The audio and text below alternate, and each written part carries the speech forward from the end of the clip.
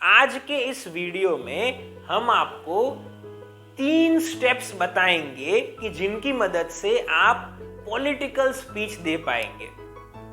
अब सबसे पहले यह जानते हैं कि पॉलिटिकल स्पीचेस मतलब कैसी स्पीचेस। अगर इसको सिंपल भाषा में कहा जाए तो राजनीति में जो स्पीचेस दी जाती है उन्हें पॉलिटिकल स्पीचेस कहते हैं। अब यहाँ पर ये जो है वो बात नहीं हो रही है कि आप किसी प्रसंग में जाते हैं और स्पीच देते हैं राजनेता के तौर पर, वे स्पीचेस, वैसी स्पीचेस की बात नहीं हो रही है। लेकिन कोई वैसा आयोजन किया जाता है कि जिसमें जनता शामिल होती है, पब्लिक शामिल होती है, तो उन फंक्शंस में जो आपको स्पीच देने की जरूरत पड़ती है वे पॉलिटिकल स्पीचेस कही जाती है। अब यहाँ पर हम आपको कहना चाहेंगे कि पॉलिटिकल स्पीचेस में जो स्पीच सबसे पॉपुलर होती है वो होती है इलेक्शन में दी जाने वाली स्पीच। हमने इस विषय के ऊपर ऑलरेडी एक वीडियो को बनाई हुई है, तो आप इलेक्शन में स्पीच कैसे देनी चाहिए उस वीडियो को देख सकते हैं। लेकिन आज हम आपको उसके अलावा के जो अवसर होते हैं उनमें स्पीचेस कैसे देनी चाहिए यह बताने वाले हैं। अगर आपको किसी यात्रा में शामिल होना हो, किसी रैली में पार्टिसिपेट करना हो, या फिर किसी अभियान का आप हिस्सा हो, या फिर किसी सम्मेलन में आप हाजिरी दे रहे हैं, तो इन अवसरों पर आपको पॉलिटिकल स्पीच कैसे देनी चाहिए यह हम आपको आज इस वीडियो में बताएंगे। तो हम यहाँ पर आपको सबसे पहला स्टेप बताने जा रहे हैं और वो यह है कि आपको उस अवसर के बारे में कुछ बोलना है। अभी समझिएगा, देखिए होगा ये कि जब आप किसी रैली, यात्रा, सम्मेलन, अभियान इत्यादि में स्पीच देंगे तो आप उन अवसरों के बारे में लिमिटेड ही बोल पाएंगे, क्योंकि उन अवसरों पर ज्यादा बोलने के लिए कुछ होता ही नहीं है। आपको बातें जो है वो थोड़ी देर के बाद पॉलिटिकल करनी पड़ेगी, कि जिसमें आपको सरकार, पक्ष, विपक्ष, विकास, इन चीजों के बारे में बात करनी पड़ेगी।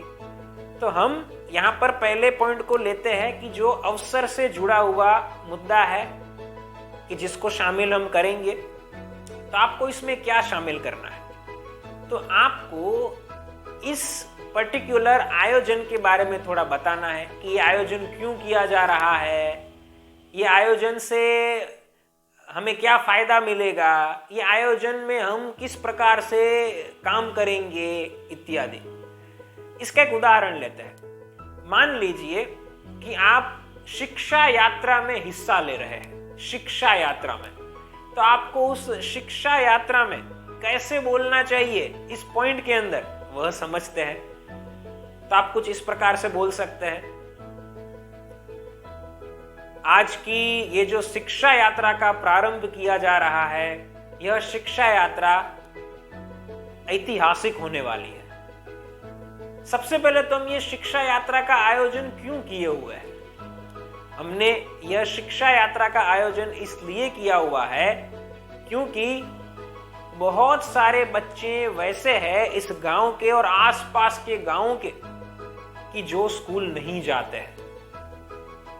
वे अपने माता पिता के साथ कोई काम करते हैं, मजदूरी करते हैं, अपना समय बर्बाद करते हैं। तो उन बच्चों को हम स्कूल तक लेकर जाना चाहते हैं। शिक्षा का बहुत महत्व होता है। अगर शिक्षा कोई विद्यार्थी प्राप्त करता है तो बड़ा होकर जीवन अच्छे से जी पाता है।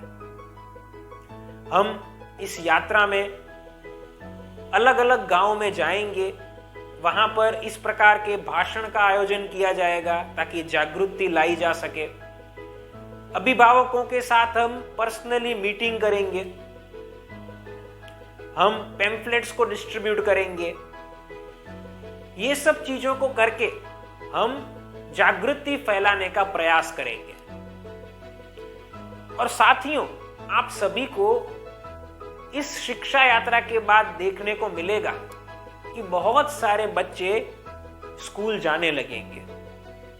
तो परिणाम तो मिलने ही वाला है, लेकिन हम प्रयास ये कर रहे हैं कि हम ज्यादा से ज्यादा बच्चों को स्कूल तक लेकर जाएं। तो इस प्रकार से आप पहले मुद्दे को शामिल कीजिए और अपनी स्पीच में यह बताइए कि आज का जो ये आयोजन किया जा रहा है वो क्यों किया जा रहा है, उसमें हम क्या करेंगे और उसका क्या लाभ होगा। अब यहां पर आगे बढ़ते हैं और आपको पॉलिटिकल स्पीच के अंदर जो दूसरा मुद्दा शामिल करना चाहिए उसके बारे में बात करते हैं। तो वो यह है कि आप अपनी उपलब्धियां गिनवाइए, बताइए, या फिर सत्ताधारी पक्ष की नाकामियों के बारे में बताइए। इसे अच्छे से समझते हैं।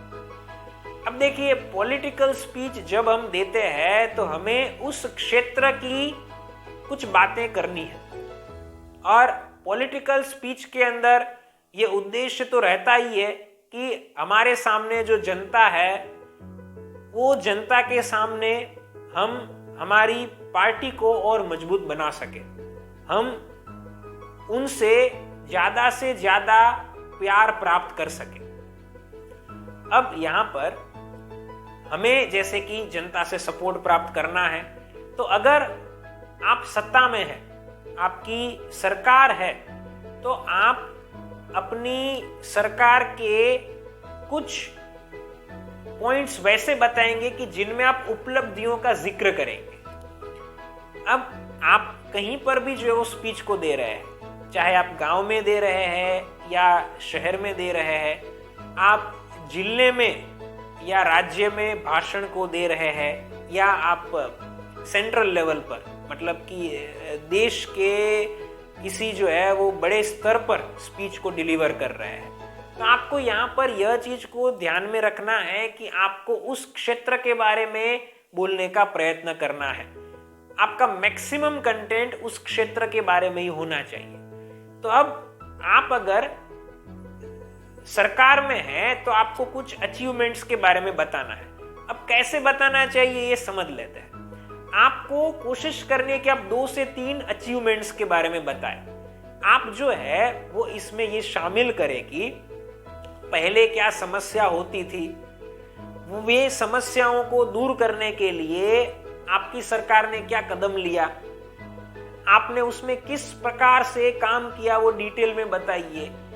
ये करने के बाद लोगों को क्या बेनिफिट्स हो रहे हैं उसे बताइए, और इस प्रकार से आप अपनी बातों को रखिए। उसी प्रकार से अगर आप विपक्ष में तो आपको करना यह है कि पहले तो जो है वो अचीवमेंट्स के बारे में कुछ बताना है, अगर हो सके तो ही। क्या करना है, तो सत्ताधारी पक्ष है उनकी कोई बहुत बड़ी अचीवमेंट है कि जो बहुत ही पॉपुलर है और आपको लगता है कि लॉजिकल भी है, ऐसा नहीं है कि सिर्फ उसको पॉपुलर बनाया जा रहा है, तो आप वे अचीवमेंट्स के बारे में बोलेंगे 1 से 2 वाक्यों में। क्यों? क्योंकि अगर आप सिर्फ नाकामियों को ही गिनवाएंगे तो लोगों को वैसा लगेगा कि आप सिर्फ क्रिटिसाइज कर रहे हैं। तो यहां पर हमें करना यह है कि हम पहले जो है वो थोड़ी अचीवमेंट्स के बारे में बताएंगे, और उसके बाद हम जो सरकार की नाकामियां हैं उनके बारे में बताएंगे। अब उसमें आपको कैसे बताना चाहिए, तो उसमें आपको कुछ इस प्रकार से बताना है कि आप पहले कहिए कि लोगों को क्या प्रॉब्लम्स थी, वे प्रॉब्लम्स को दूर करने के लिए ये सरकार ने क्या किया। सरकार ने ये किया, लेकिन जो हमें परिणाम मिला वो परिणाम देखने को नहीं मिला, या फिर जितना मिलना चाहिए था वो देखने को नहीं मिला, ये बताइए। इन शॉर्ट कि आपको 2 से 3 वैसी नाकामियों के बारे में बताना है कि जिन नाकामियों को अगर हम देखने जाए तो उसका जो है वो काम करने का कोई परिणाम नहीं मिला है वैसी होनी चाहिए, या फिर काम तो किया है लेकिन परिणाम अपेक्षा के मुताबिक नहीं मिला है, वो आपको बताना चाहिए। तो आपको इस प्रकार से अपनी इंफॉर्मेशन को ये सेकंड पॉइंट के अंदर रखनी है। ये हमारा दूसरा मुद्दा आपके लिए है। अब पॉलिटिकल स्पीच देने के लिए जो तीसरा और आखिरी मुद्दा आपको शामिल करना है वो यह है कि आप अपना फ्यूचर का रोड मैप बताइए, या फिर सरकार ने जो भी प्रॉब्लम्स को सॉल्व नहीं किया हुआ है उनके बारे में कहिए। अब इसमें कैसे बोलना है ये भी समझिएगा। अगर आप किसी भी रैली में जाते हैं या यात्रा में जाते हैं, किसी भी सम्मेलन में या फिर अभियान में हिस्सा लेते हैं, तो वहां पर आपको अपनी कुछ वैसी बातें बतानी है कि जो भविष्य की बात है। और ये मुद्दा किन लोगों के लिए है? तो जो लोग अभी सत्ता में हैं उन लोगों के लिए है। तो आपको करना ऐसा है कि आप जिस क्षेत्र में स्पीच को डिलीवर कर रहे हैं वहां पर यह बताइए कि आपका फ्यूचर में विकास के लिए क्या रोड मैप है, यह आप बताइए। कौन सी वैसी चीजें हैं कि जो समस्याएं हैं लेकिन आप उनको सॉल्व करने वाले हैं, या फिर कौन सी ऐसी नई चीज करने वाले कि जिससे लोगों की लाइफ इजी बनने वाली है, आपको यह बताना है। कैसे बताना है? कुछ इस प्रकार से कि आप जो है वो सत्ता में हैं तो आपको करना ऐसा है कि पहले बताइए प्रॉब्लम्स क्या है, उन प्रॉब्लम्स को सॉल्व करने के लिए आप क्या काम करने वाले हैं उसको विस्तार से बताइए। कैसे करने वाले हैं यह कहिए, उससे क्या फायदा होगा यह भी लोगों को बताइए। तो आपको वैसे जो है वो सब कुछ कहना है। आप कोई वैसी चीज करने वाले हैं कि जो कोई समस्या नहीं है लेकिन उससे आप लोगों की लाइफ को इजी करने वाले हैं, तो कहिए कि आप ऐसा क्या करने वाले हैं, क्यों करने वाले हैं, इससे क्या क्या फायदे होने वाले हैं, यह आप लोगों को बताइए। तो आपको रोड मैप बताना चाहिए। एक बीच में बात कहना चाहेंगे, बहुत बार हम देखते हैं कि लोग जब स्पीच को देते हैं तब करते ऐसा है कि जिस क्षेत्र में बोल रहे होते हैं उस क्षेत्र में किसी अन्य क्षेत्र की उनकी उपलब्धियों के बारे में बात करते हैं। तो ये सही नहीं है। आप जो है वो बोल रहे हैं राज्य में, और आप अगर केंद्र की उपलब्धियों के बारे में बताएंगे तो ये सही नहीं होगा लॉजिकली। तो आप जहां पर बोल रहे हैं वहां की आप बात बताइए। अगर आप अपने गांव में या शहर में बोल रहे हैं तो फिर आप राज्य की बातों को मत कीजिए, आप अपने गांव की और शहर की बातों को कीजिए। हाँ, ये बात जरूर है कि अगर वो केंद्र की या फिर राज्य की किसी जो है वो योजना से बहुत सारे लोगों को फायदा हो रहा है और वो फायदा गांव में और शहर में भी पहुंच रहा है, तो आप जो उसका जिक्र कर सकते हैं। तो हम बात कर रहे थे तीसरे मुद्दे में, तो अब बात करते हैं विपक्ष के बारे में।